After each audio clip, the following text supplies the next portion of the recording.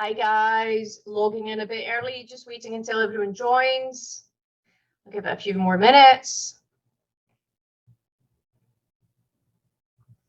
And then we'll get started.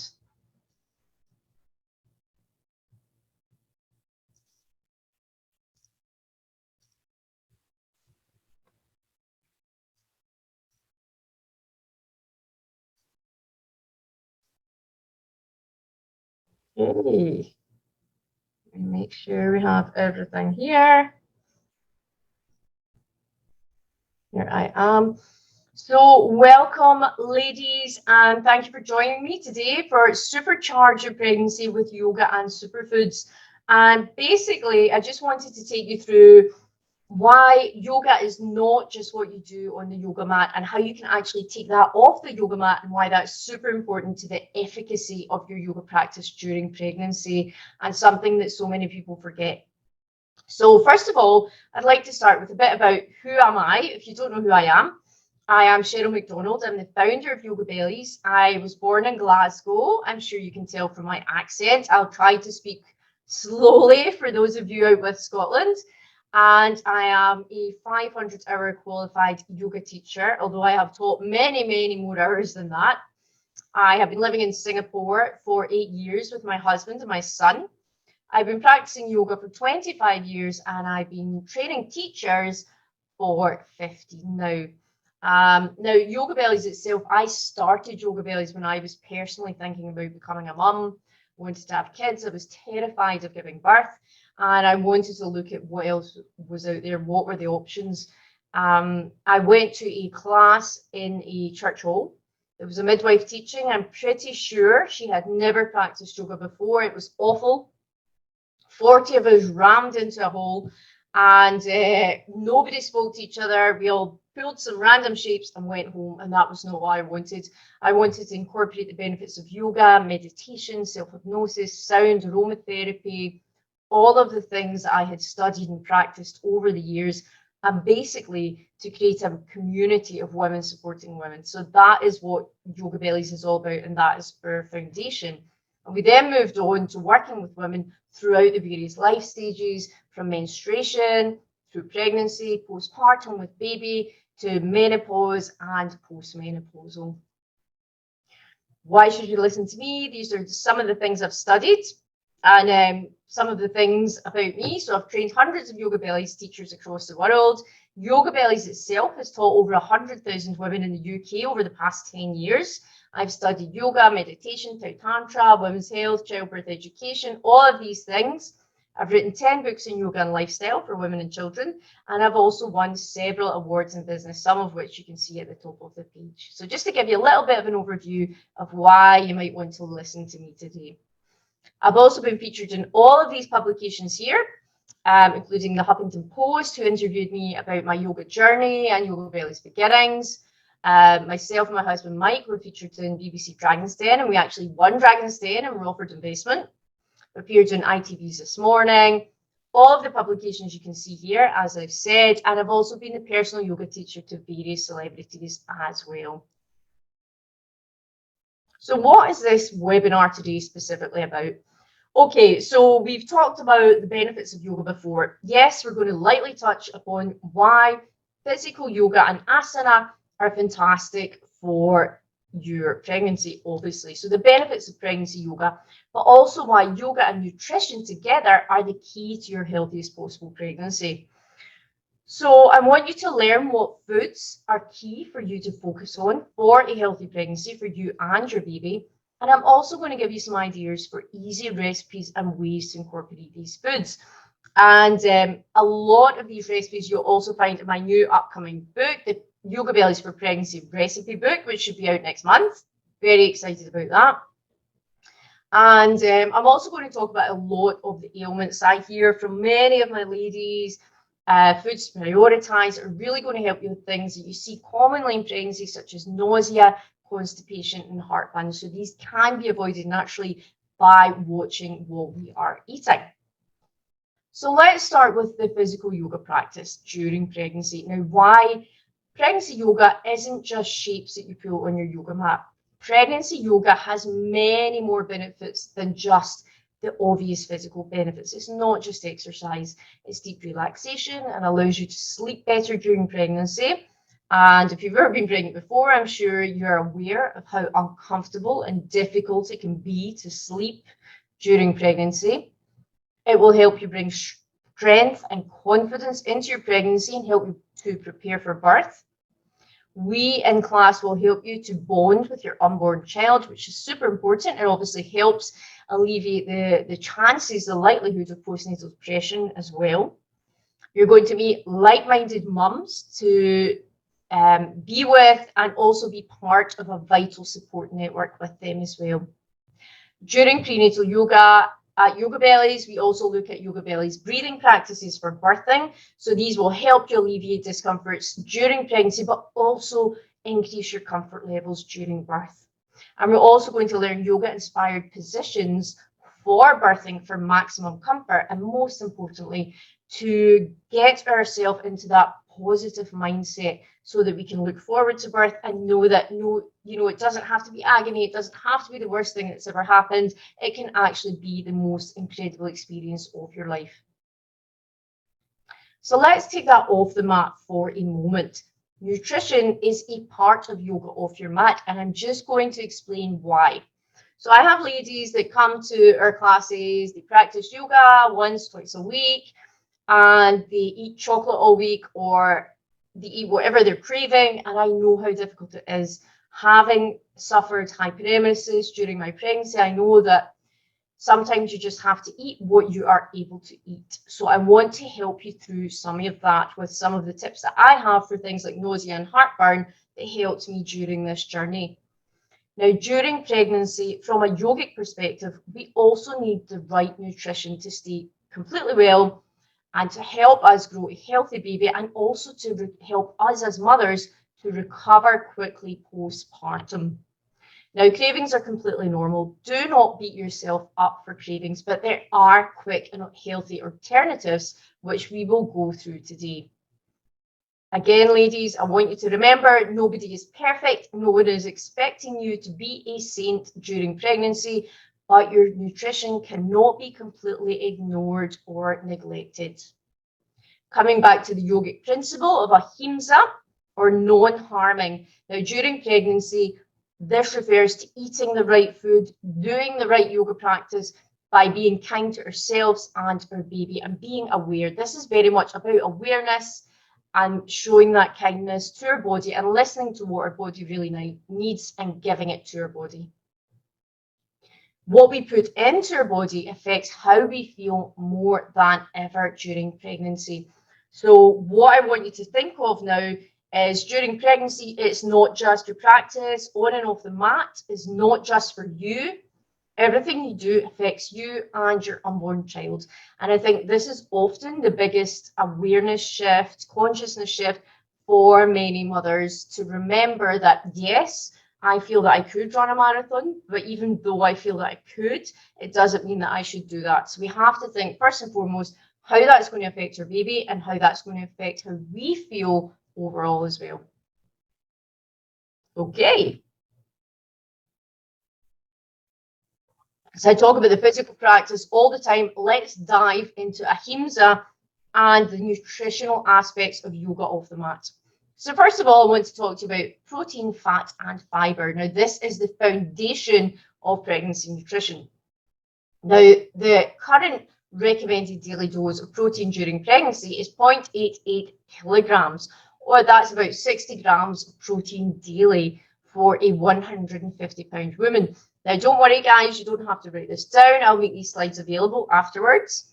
And new research actually shows that the need for this could even be higher. So lots of protein, lots of chicken, whatever is your choice of protein, let's get that in there, guys, if it is available. And also, you tend to find that protein doesn't really make you sick during pregnancy either. It doesn't give you that feeling of nausea, so it's also always a good choice. 39% more in the first and second trimester as well. So increase your protein in trimesters 1 and 2, have as much as possible. And in the third trimester, you're looking to have 73% more. So looking at 1.52 grams daily of protein. Okay. Now, to calculate your actual need for protein, you can take your weight in pounds and you can divide that by 2.2 to get your weight in kilograms. Then multiply that by 1.22 for your first and second trimester protein needs, or 1.52 for your third trimester needs, okay? So in that third trimester, we're just ramping that protein intake up again. Again, ladies, please don't worry about all of these numbers. These slides will be available to you tomorrow to download. In general, we're looking at 80 grams daily in the first half of pregnancy and 100 grams in the second, okay? These are some fantastic ideas for protein during pregnancy. So eggs, I basically lived off eggs during my pregnancy. Fatty fish, absolutely fantastic. Again, things like salmon weren't so good for me because I couldn't stomach them. It made me feel a bit nauseous. But fatty fish, if you can stomach it, is fantastic. Avocados as well, meat on the bone, liver, beans that have been soaked and cooked, absolutely fantastic. Quinoa and hemp seeds as well, and these all are fabulous and easy to eat sources of protein for you. Now let's look at glycine rich foods as well. This is critically important for fetal development, all right? Now glycine rich foods are involved in the formation of your fetal DNA, internal organs, connective tissue, bones, blood vessels, skin and joints.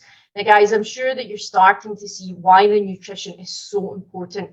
And it doesn't matter what physical exercise you do in the yoga mat, that you need this stuff as well. You cannot ignore this, okay? Your body needs these things to fuel the growth of your uterus, your placenta, your stretching skin, and of course, your unborn child. Some good sources of glycine-rich foods are gelatin, bone broth, poultry, pork rinds, love those, pumpkins, sesame seeds, any seeds, spirulina, nori, beans, watercress, spinach. Again, this will be available in slides, so don't worry about writing it down. Let's look at fat. Now, everyone thinks when they get pregnant, oh my God, I'm going to get fat. Everyone worries, what's their body going to be like postnatally? This is not what this is about, okay? There are good fats, and we have to look at these because baby and mum need these good fats. There is an increased need during pregnancy for fat-soluble vitamins and other nutrients in higher fat foods, okay? So things like choline and vitamin A. Choline, for example, helps with fetal brain development, neural tube defects, and memory impairment. So super, super important for baby. Vitamin A as well raises the risk of birth defects, lung and liver issues, and low birth weight. So we really want to be careful about how much vitamin A we consume during pregnancy. That is one to be careful with as well, okay? Now, the sources of these are liver and egg yolk. So we are practicing awareness around these food types and sources, okay? Fetal brain development. Baby's brain is 60% fat and it is being formed from your diet. Now, keep that in mind. Baby's brain is 60% fat. We need fat during pregnancy. Cholesterol and omega-3 fats. We hear about these things all the time. Now, these are needed for hormone production as well, obviously essential for babies, brain development, and also a healthy inflammatory response as well. So keep these things in mind. Mum should be taking omega-3 supplements as well during pregnancy. Now let's look in a bit more depth at those omega-3 fatty acids. Now they are anti-inflammatory and they also lower your risk of lots of diseases, chronic diseases. And they're very important for your fetal development, especially for baby's brain. So again, going back to those things such as wild salmon, sardines, these are fantastic sources of omega-3s. And it's important also to check where your seafood is coming from and make sure that the waters they came from don't have a hugely high mercury content. Seafood in general is very rich in protein and minerals such as zinc and iodine. So yes, yes, yes to fatty fish. Ocean vegetables, fantastic as well. They're great plant-based sources of omega-3. You can add these to smoothies as well, and you can season your food with things like kelp sprinkles as well. Super tasty. Other healthy fats, you've got your animal fats and your plant fats. So animal fats, you have things like butter and ghee, eggs, lard, such as your pork fat, tallow, your beef fat, duck fat, chicken skin. All of these things from pasture-raised and grass-fed animals are absolutely fantastic during pregnancy. These are healthy animal fats for pregnant mamas. Plant fats as well, you can be looking at coconut, an absolute favorite, avocado, nuts, seeds, olives, and also at the same time trying to avoid anything processed like vegetable, seed oils like corn, soybean, canola, peanuts, safflower, cottonseed, or anything labeled as partially hydrogenated. Okay, so any of those things, avoiding them, but embracing the animal and plant fats as well. Fiber, super important. If you've ever been pregnant before or you're currently pregnant, you will understand that many pregnant ladies are super constipated, okay? Now, fiber helps to slow down the carbohydrate metabolism process so that your blood sugar isn't going to spike, and this is very important for your health. It provides fuel for your intestinal bacteria. It prevents the dreaded constipation. And also, the aim is to fill half your plate with fiber-rich, non-starchy vegetables, lots of micronutrients and antioxidants, and also lots of fiber. So this is the kind of stretch that we're looking for across your diet, okay? Lots of fiber, ladies. Get it in there. Now let's look at non-starchy vegetables. I'm not going to read all of these out to you. You can have a read, but there are many non-starchy vegetables which are super useful and healthy for pregnancy. Personally, I couldn't get enough of vegetables during my pregnancy. I craved lettuce, broccoli, anything green I couldn't get enough of. Hopefully you will feel the same way. Get as much of these non-starchy vegetables into your diet as possible. Even nibble on celery. I felt that that helped with nausea and even heartburn for me as well. Again, avoiding the onions and tomatoes and tomatillo if you are suffering from heartburn. Garlic too. So I want to move on to my top 10 personal superfoods for pregnancy. And this is what I recommend to all of my clients and what I would have eaten myself during pregnancy. Now, I know that organic is expensive, but if it is available to you, then please eat organic during pregnancy. Now, organic pasture-raised eggs are the best possible thing that you can have.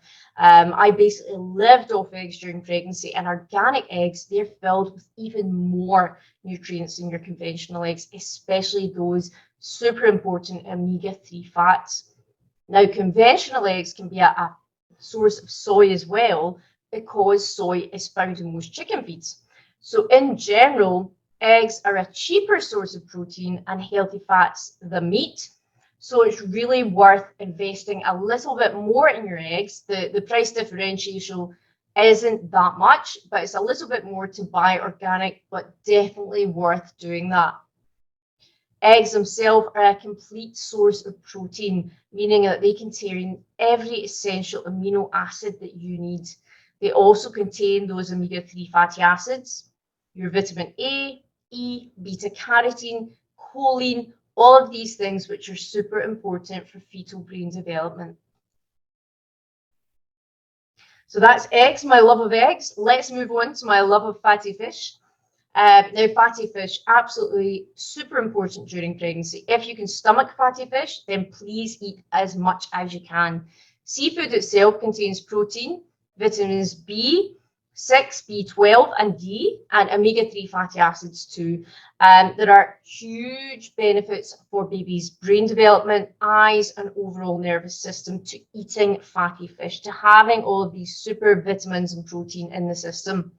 One study in 2019 by 13 scientists actually suggests that children whose mothers eat seafood during pregnancy gain an average of 7.7 IQ points over those children whose mothers didn't. Now, that's a pretty fantastic study. If you want the details for that, I can give you them. but it's definitely worth considering that there has been a study that has said this. Wild caught cold water fatty fish, more than 12 ounces a week. That's exactly what you're aiming for. What you want to avoid is farm-raised fish and limit things like mackerel, tilefish, shark, and tuna to less than 6 ounces a week. So try and avoid too much tin tuna. It's an easy one, but try and avoid too much of things like that. Okay, moving on to liver. It's not a favourite of mine, but it contains basically every vitamin and mineral known. So if you do like liver, now is the time to eat it. It is a fantastic source of choline, iron, folate, and B12, and I've told you how important these things are during pregnancy. It's rich in fat-soluble vitamins A, D, E, and K. Again, looking at pasture-raised organic liver from a source you can trust. So whether that's a local butcher or it's been certified as pasture-raised and organic, check where you're getting your liver from, guys. Try liver mince, try it in your shepherd's pie, meatloaf, meatballs, these kinds of things that can make it very easy to digest. Chicken liver as well often has a milder flavour than beef. So if beef feels quite strong for you during pregnancy, as often the taste and smell of things can be quite different when we are pregnant, try chicken liver. Looking at bone broth and meats now, this is not something that you generally eat. Let's look again at this. Now, with bone broth, we have complete protein. We've got B vitamins, fat-soluble vitamins, iron, zinc, collagen, glycine. You get most benefit from your skin on bone-in fatty meats, okay? You can sip in your bone broth instead of tea or coffee. Now, I find bone broth very comforting during pregnancy. I love the taste, I love the smell.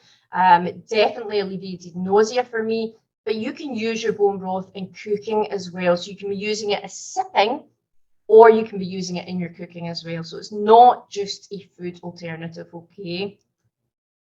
Nice healthy alternative to tea and coffee too. Dark leafy greens, of course. As I said, I had a craving for everything green during pregnancy, thank goodness. Leafy greens are rich in folate and folic acid. I'm sure you're all taking a folic acid supplement, which is essential for your fetal development. Also reduces risk of things like neural tube defects, such as spina bifida, which we're all aware of.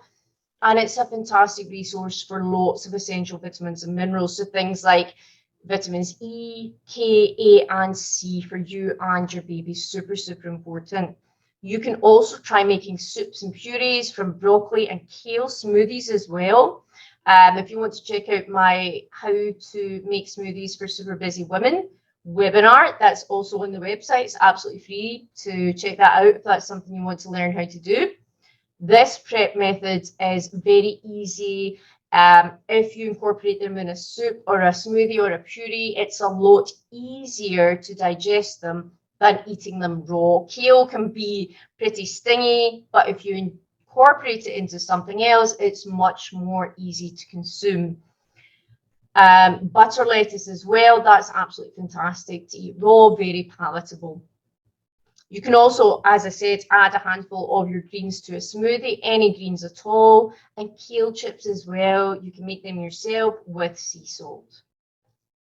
Very nice, healthy snack alternative. Now let's look at root vegetables. Root vegetables themselves, I'm a huge vegetable person. These guys are loaded with nutrients, minerals, antioxidants. You get things like beta carotene, sulfur, and very important, folate as well. Super important during pregnancy. High fiber, they're low glycemic carbohydrates as well. So they're not going to increase your risk of things like gestational diabetes. Sweet potato, I used to eat for my breakfast. It's absolutely fantastic. You can make it the night before. Rutabaga as well makes amazing mock mashed potatoes. Carrots, fantastic for vitamin A. I used to chew on them raw as well. And again, they used to alleviate nausea for me. Parsnips as well are fantastic for making an alternative to French fries. Berries, another favourite. These are all basically my favorite superfoods. So dark berries, they are super rich in antioxidants, guys. The antioxidants, why are they important during pregnancy? They fight off things like toxic free radicals that cause oxidative stress. Now, that can lead to lots of diseases and inflammation, and we don't need any of this during pregnancy. It can also cause damage to DNA, which includes DNA in the egg and the sperm cells. So we want to avoid that whenever possible. Now, the good news is that dark berries are super tasty and they contain very, very little sugar too. They're fantastic for maintaining balanced blood sugar and also reducing that risk of gestational diabetes, which we want to avoid at all costs too. Dates, also fantastic, a brilliant snack food during pregnancy, a healthy and delicious solution to your sugar cravings, ladies. Fantastic for constipation, can also help with birthing. Now, women who eat 6 dates a day in the final month, so your final month of pregnancy, month 9, tend to have a more dilated cervix and are more likely to have shorter labors or birthing periods, okay? So whether this is factual or not, I'm definitely going to give it a try. 6 dates a day, what is the problem? Get your dates, ladies, and consume them all of month 9. Now, you can bake with them, you can eat with them on their own, or you can add them to smoothies as well for that added sweetness. You can make date balls, you can stuff with almond butter, and you can sprinkle with cinnamon. There are lots of different things that you can do to make your dates more palatable as well. Legumes and beans, another favorite of mine. Now, soy, let's look at soy. It's well known for its estrogenic benefits, okay? Now, some studies have found that women who were in postmenopause and ate a diet rich in soy actually had improvements to their joints and bone health. Now, that's something that hugely deteriorates following the decrease in estrogen at this period in your life. Pomegranates as well. These contain estrogen-like compounds that are structurally like the female estrogen estrone, okay? The pomegranate itself contains the highest amount of steroidal estrogens, more than any other plant-based source. So think about that for a moment. Pomegranates, they're going to help modulate estrogen and act as an aromatase inhibitor as well, okay? Iodine foods for the thyroid as well. Sea vegetables, talked about them earlier. These provide much needed iodine for the thyroid gland, the breast tissue, and also energy production. And we know how tired we become during pregnancy. Now, you can add things like kelp sprinkles to food, and you can add spirulina to smoothies, or you can take chlorella tablets as well. Other things you can try, wild salmon and sardines, as I said, not too much, but you can have fish containing high levels of essential omega-3 acids. This supports an anti-inflammatory internal environment, but please be careful to check where that seafood comes from. Make sure that water doesn't have too high a mercury content. But seafood in general, ladies, is very rich in the proteins that you need and also these minerals such as zinc and iodine. Full-fat dairy, that I should say, and fermented dairy. Sorry about the typo, guys. Hugely rich in vitamins K2, A, D, E, and also many vitamin Bs. Fermented dairy is easier to digest and has beneficial bacteria for fabulous gut health, okay? Fermented dairy intake reduces the risk of infants developing allergic rhinitis, so that's snuffiness, and eczema, and may reduce the risk of preterm birthing as well. Various studies have shown these things, so definitely worth considering. Let's look a bit more about fermented foods. Now, many women crave things like pickles and ice cream, and that's your body's way of saying that it needs sour fermented foods rich in beneficial bacteria and the sugar to feed them. Now, according to Donna Gates of Body Ecology, ferments during pregnancy help things like creating a healthy inner ecosystem, providing more nutrients, improving digestion, reducing damage from sugar, controlling cravings, and also helping detoxify the body as well. So things you can try at home, guys: kefir, cultured vegetables, miso to your bone broth, soups or stews near the end of the cooking time. Okay, so I mentioned earlier we're going to look at easing some of the common discomforts that you might be coming across. These were my three favorites: heartburn, constipation, and nausea. For heartburn, this is my remedy: half to 1 teaspoon of raw apple cider vinegar in water. Now, please dilute it. It doesn't taste very nice. Or take an apple cider vinegar supplement tablet, okay? Also, a little bit of fresh pineapple just before your meal is super helpful to alleviate that heartburn too, okay? Constipation: prunes, prunes, prunes, guys. Prunes stewed with apple and a squeeze of lemon. Tastes nice, fantastic for helping with constipation. Also, a teaspoon of fermented foods with your meals too. If you're feeling nauseous, ginger tea or red raspberry leaf tea, again, only during the third trimester, I would say with the raspberry leaf tea, or a small protein snack. So whether that is a little bit of chicken, or whether it's a packaged protein snack, or laying down on your left side as well. Some of these things really helped me. Dry biscuits too, also very useful for nausea.